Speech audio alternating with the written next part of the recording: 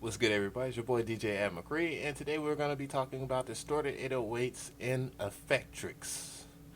Yes, so it's going to be very action-packed. I will have a stimulus package at the end of this video or in the description box for you to download the actual presets for that, for the distorted 808s. And I will have the actual 808 itself so you can get the same consistency, because I'm pretty sure you guys would appreciate that, as I appreciate y'all for watching. So this is Secrets of Metro Boomin 5.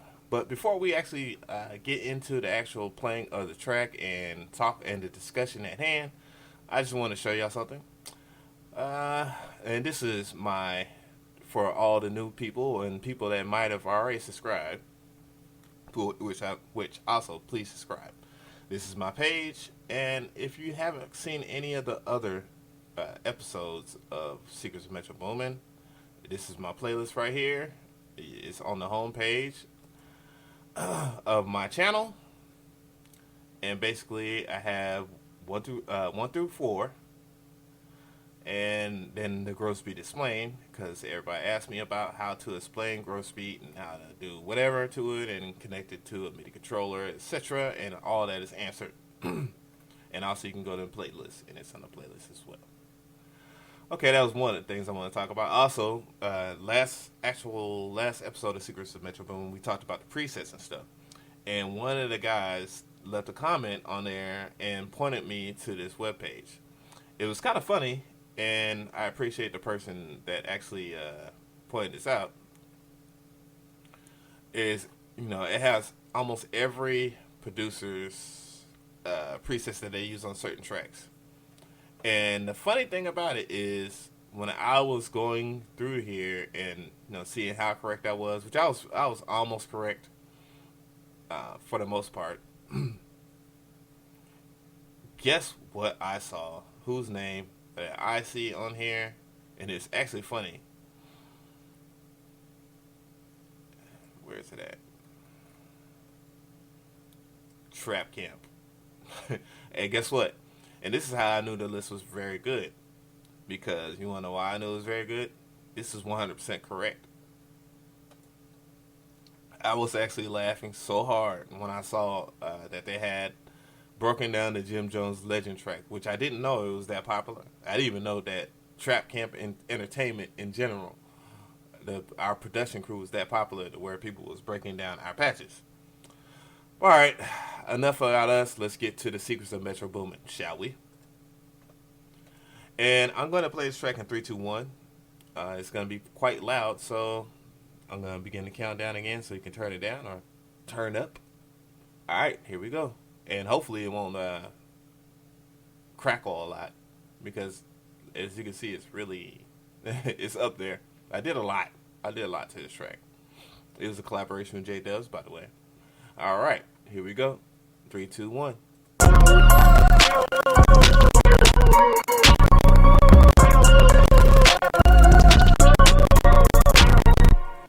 I don't know why it's doing that. Like, it really, I don't know why it'll earth. It's doing that. Let's see if I can actually, and this is also something you can that y'all might want to do. You can switch to micros. Go to micros, which is in tools, and select switch to this smart disable for all plugins. I actually have 4 gigs of RAM, but however, I'm on a 32-bit system. My PC is a 32-bit, and yeah, it is not where it needs to be now. It's time for a new PC. I know, guys. But I'm gonna try it again to see if it works.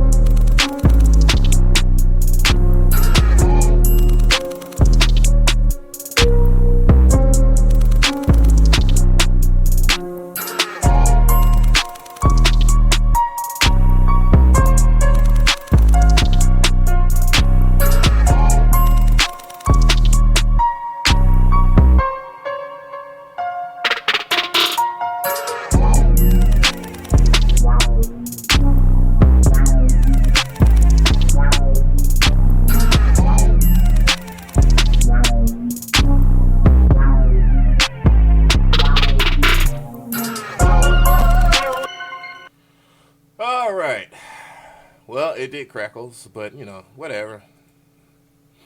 Anyways, we're gonna talk about this real fast, and I had to do something real quick, and that is this. I'm gonna solo this part, and that part I'm soloing is the 808 channel, or that actual track that's in the playlist now.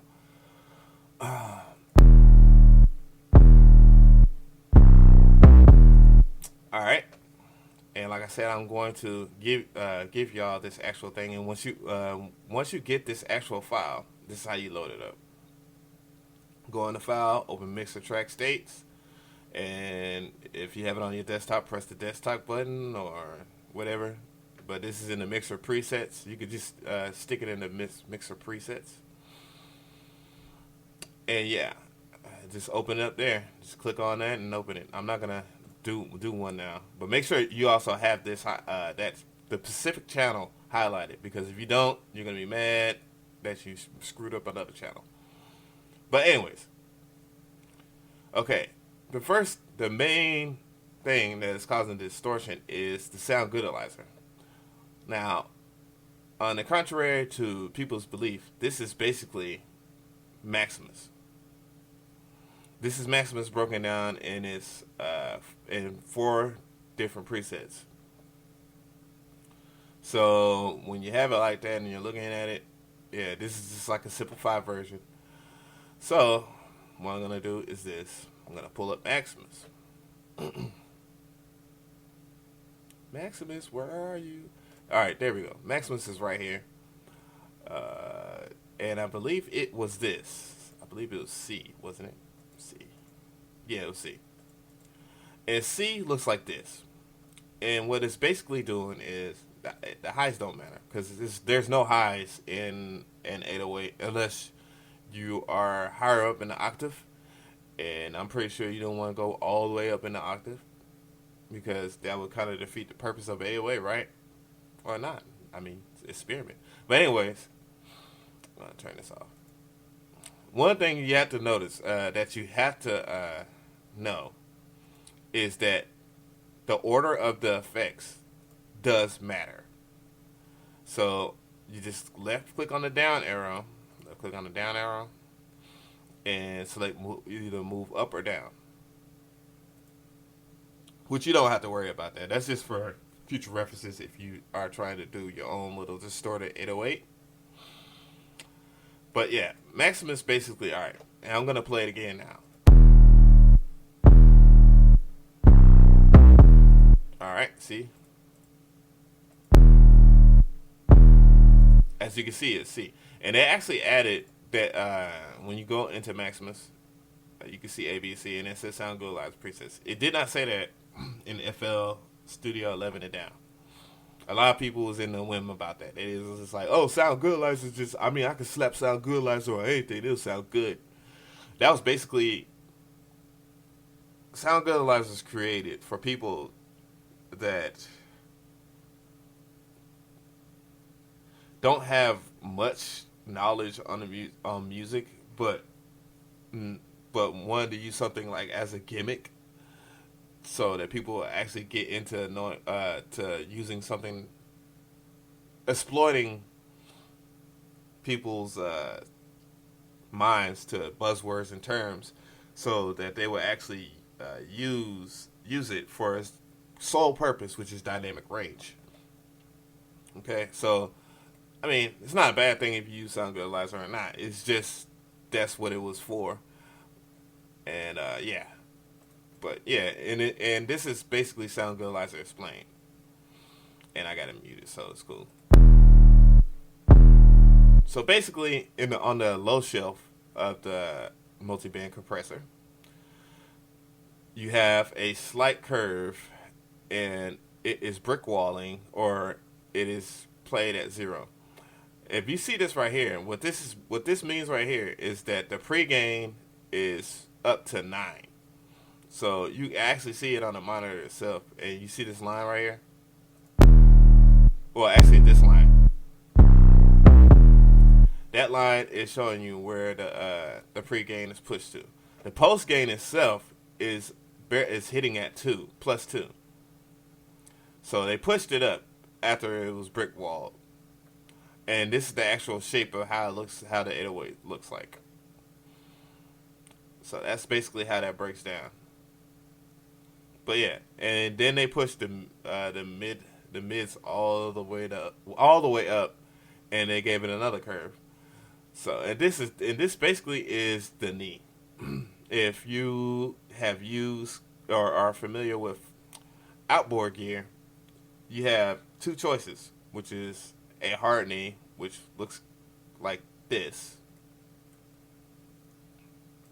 and a soft knee, which usually looks like this. Now, what that's basically saying is when the transients actually pass or reach a certain level of loudness, that it will have a sharp, and it won't be as violently loud. It will slowly reach the point of zero, which is where it's brick walling at. So when it's curved, you're actually getting the transients to hit faster, which causes more distortion. And also, on the sidebar, there's added saturation into this particular preset in Maximus or Sound Goodalizer. And unlike Sound Goodalizer, you actually can edit the actual how much attack you want. Which, just take that down. Take attack and the head down. That doesn't matter.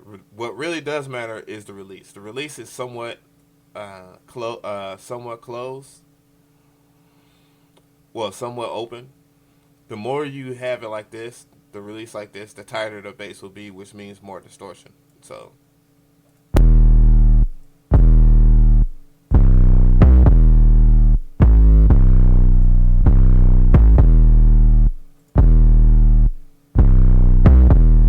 which you can actually see it right here. You see this? That's distortion.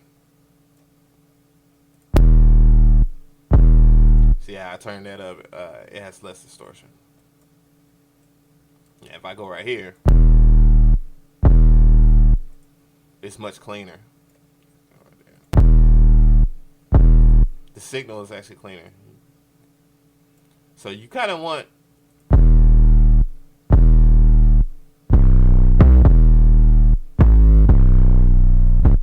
so basically that kind of wraps it up as far as that. And then boosted the mid some more, and the filter, it's giving it a little bit of resonance. And as you can see, because a lot of people might say, oh well, 808s at a lower octave does have highs. No, it does not.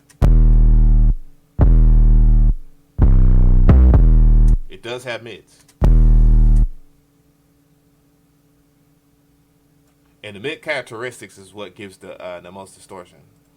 And then you can actually see that if we solo it, you can actually hear it.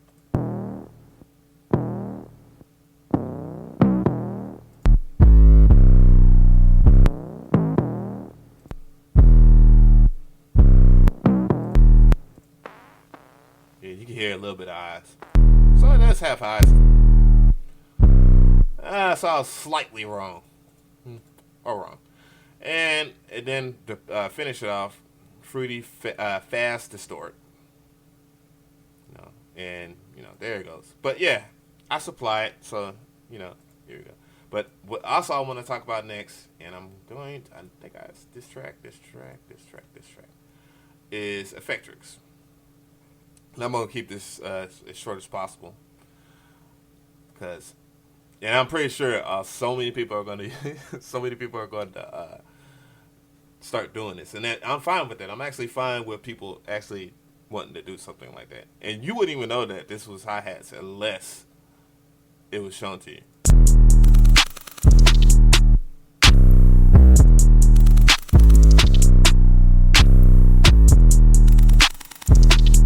Crazy, right? Yeah. It's really crazy. But alright, Effectrix is. It's basically, if you look at this looks just like the piano roll in FL Studio. And in so many ways it is, but it's the piano roll. But what it's doing is that each and every one of these rows represents an effect. So you got scratch looping. So right now, you're basically looking at it like this.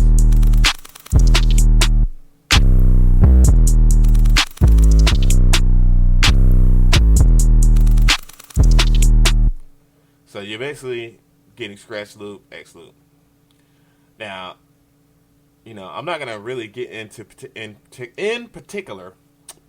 I had to moisten my lips. In particular, about this plugin in general, because I'm pretty sure that somebody can dive in and get to know this plugin just as good or better just by simply experimenting with it. But yeah, you get the loops, X loop, loops, and scratch loop, reverse, stretch, as all the people that know if you've been following the series, why I say scratch instead of stretch. Vinyl, tone delay, stutter, crush, filter, phaser, chorus, delay, reverb. And you actually can set the tempo of it. You can actually set the actual track to read slower.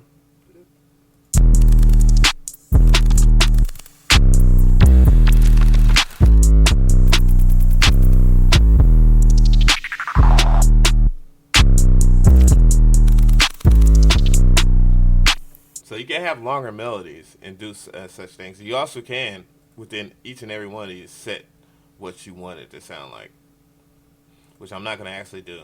I'm not going to actually mess this track up, because I'm going to do some rework into it, baby. Best believe it.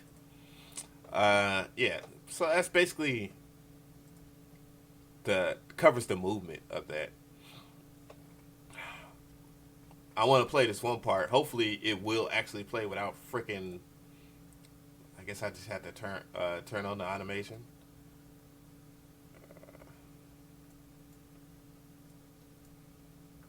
Because I actually did a cool freaking chorus part for this, a really cool one, and I just messed that up.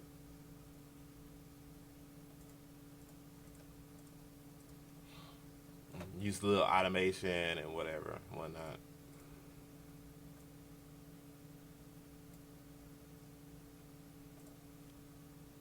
Guess I'll go right here.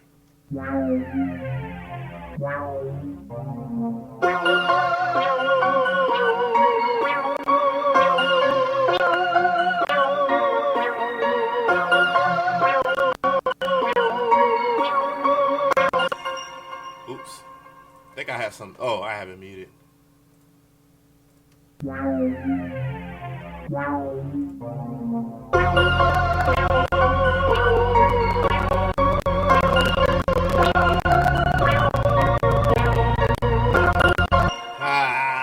It won't play. But I guess I had to go in here, but I added this part on here.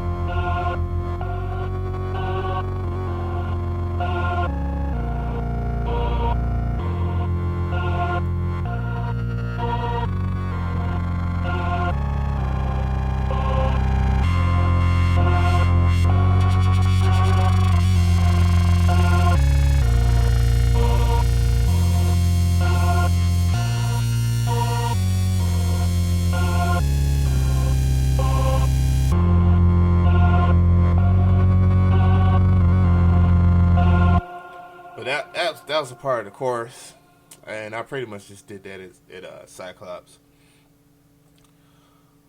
Just let me know if you want me to do more tutorials on Cyclops. I mean, I could do like how to make circ bass, how to make squelch and screech. I mean, I've dabbled so hard into dubstep that it's kind of crossed over into my trap beats, and they go hand in hand. It really does. It really does go hand in hand. You know what I'm saying? Especially if you have a melodic rapper, or you just want to do an instrumental where your beat has a lot of different parts that change and whatnot. This track in particular really doesn't change a lot. But yeah, that's about it. Once again, like, comment, subscribe. I appreciate y'all for your time. I don't know what I'm gonna do next. Actually, I think I might do a more in-depth video about Effectrix. I think that would be good. Yeah, I think that would be good. But yeah, if you want me to cover more stuff about certain things and whatnot, just let me know in the comment section. Like the video. Please don't be too hard on me. I mean, I'm just doing this. I'm just trying to help as many producers out as possible in the community. I'm DJ Av, and I'm out. Appreciate it.